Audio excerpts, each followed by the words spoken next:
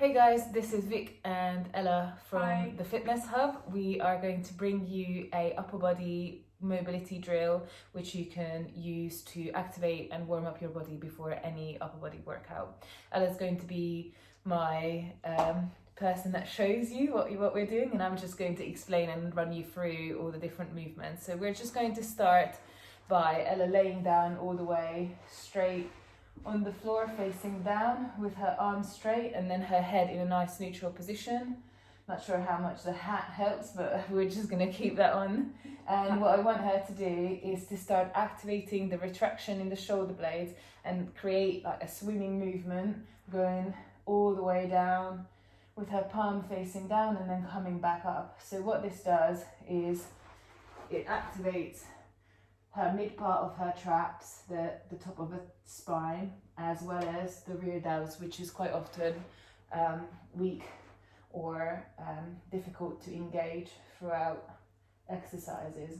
So I want you to, when you're doing this, listen to your body and then repeat it, repeat it a few times depending on how you feel. The next exercise we're going to do is mobilise and stretch the chest a little bit. So if Ella extends her arms in line with her shoulders, still facing down, so in line with your chest actually, sorry, not shoulders, well that's still in line with your shoulders. And then what I want you to do is lift one of your feet up, just bending from the knee, and then rotate all the way across to the other side. So you want to rotate and put your feet down on the floor on the other side, and then stay there for a couple of seconds. That's obviously going to stretch her chest on this side. And then, depending on again how your body feels, rotate across to the other side. So remember, we are doing this before a workout, which means you want to keep your movements,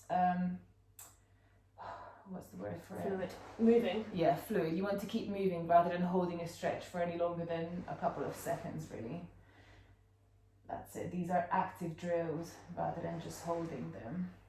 When your body is ready, then from here we can come up to all fours, and then I want you to keep your bum up while pushing your chest down and extending your arms up a little bit. So this is now going to stretch the chest again, as well as open up the shoulders from the front a little bit.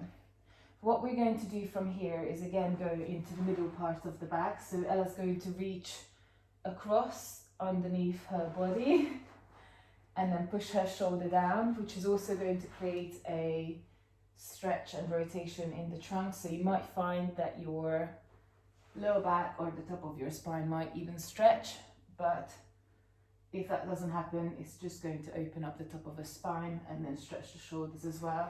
Move into that as Ella does, just back and forth. So you reach and stretch different parts of the rear delts and the back. So what I'm doing is I'm pinning my arm down with my elbow so that I can then kind of pull against it, rocking backwards and forwards and kind of sitting into the opposite hip. Yeah.